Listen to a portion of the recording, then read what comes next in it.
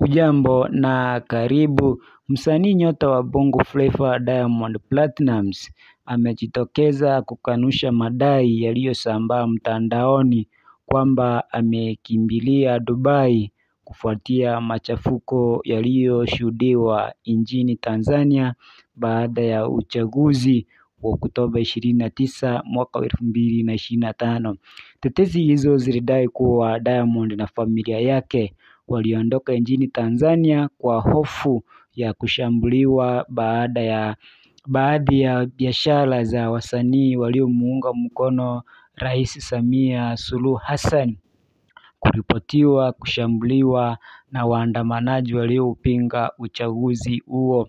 Aidha, uvumi mwingine uliozua gumzo ulidai kuwa Wakenya walimpa makataa ya saa 6 kuondoka kwenye hoteli moja eneo la Nyali, kaunti ya Mombasa baada ya kudaiwa kukimbilia Kenya. Hata hivyo, Diamond alijibu kupitia ukurasa mmoja wa udaku nchini Kenya kwamba kwa kuandika media, akionekana kushangazwa na taarifa hizo ambazo alizitaja kama uvumi wa mtandaoni.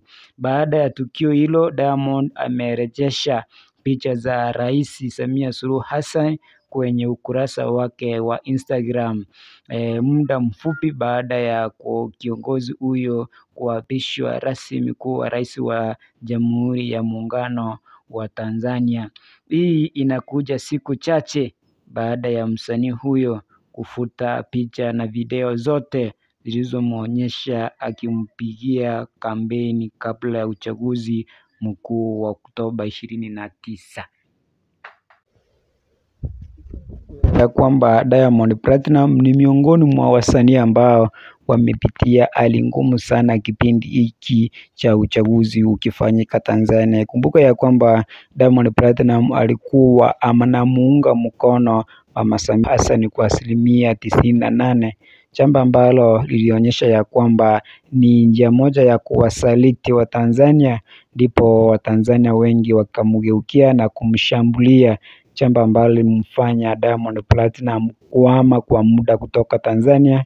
Jambo la kwanza, alisafiri kuja Kenya. Alipofika Kenya ikawa ni ngumu sana kwa sababu alipewa masaa kadhaa aondoke Kenya. Baadaye tulimuona ya kwamba alisafiri kwenda Dubai. Huko Dubai ndiko anakotulia hadi sasa, lakini inasemekana ya kwamba bado hali ni tete na watu wengi wanaendelea kushambulia watu wote ambao walionekana kumuunga mkono Samia Suluhu Hassan ambaye aliapishwa jana kama rais wa Tanzania kwa awamu ya pili.